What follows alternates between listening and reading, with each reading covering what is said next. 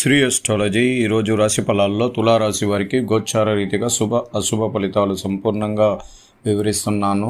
నిన్నటి రోజు చిన్న ఇబ్బందులు, మానసిక ఒత్తిడి ఈరోజు ఎటువంటిది ఉండదు. కారణం ఎందుచేతంటే ఈరోజు చిత్తా నక్షత్రం 3-4 పాదాలులో తులారాశిలో చంద్రుడు సంచారం చేయడం, చంద్రుడు జన్మరాశిలో ఉన్నప్పుడు చాలా చల్లగా, చాలా ప్రశాంతతగా, చిరునవ్వుతో సంతోషంగా ఉండగలుగుతారు.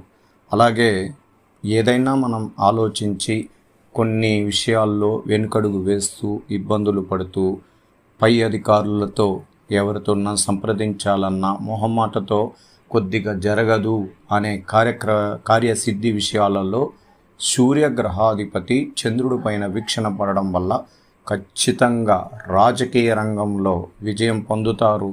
కుటుంబపరమైన విషయాల్లో, స్థిరాస్తుల విషయాల్లో మీరు కైవసం చేసుకునడానికి అవకాశం ఉంటుంది. ఉద్యోగం లేని వారికి ఉద్యోగం రావడానికి అవకాశం ఉంటుంది. విద్య విషయంలో అనుకూలత, పిల్లలు లేని వారికి పిల్లలు కలగడం, కలత్రానికి సంబంధించిన వివాహ దోషాల్లో ఉన్నవారికి ఈరోజు చాలా కలిసొచ్చే రోజుగా ఖచ్చితంగా చెప్పబడుతుంది.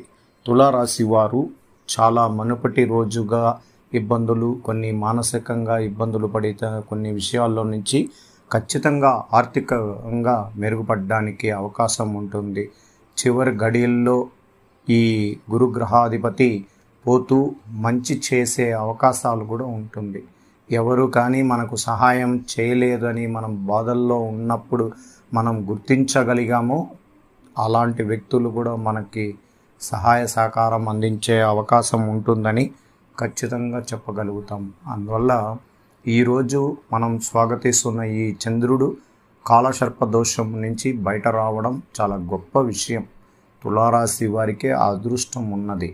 ఎందుకంటే ఈ కాలసర్ప దోషంలోనే కదా అన్ని గ్రహాలు యొక్క విధి విధానాలు ఉండడం వల్లనే చాలా ఇబ్బందులు పడ్డాం. కరోనా కాలంలోకి వచ్చిన 5 గ్రహాల పంచకూటమి గ్రహాలలో చతుర్థ కూటమి గ్రహాలైనాయి. ఇప్పుడు ద్వితీయ కూటమి గ్రహాలు అంటే మార్పు చెందుతున్నాయి, గ్రహాలు అయితే వెళ్ళిపోతున్నాయి. అలాగే సప్తమ స్థానంలో బుధ గ్రహం కూడా ఉన్నది. అతి శక్తివంతుడు బుధుడు. అందువల్ల ఖచ్చితంగా గవర్నమెంట్తో బిల్లులు రాని వాళ్ళకి బిల్లులు కలుగుతుంది. షేర్ మార్కెట్లో పెట్టుబడి పెట్టిన వాళ్ళకి నష్టాలు లేకుండా రావడం జరుగుతుంది. ఉద్యోగ విషయంలో ప్రయత్నాలు విజయం అవుతుంది. విద్యార్థులకి అనుకూలంగా ఉంటుంది. స్వయం శక్తితో వస్తున్న స్త్రీలకి సంపూర్ణ మద్దతు ఉంటుంది. వ్యాపార రంగంలో అభివృద్ధి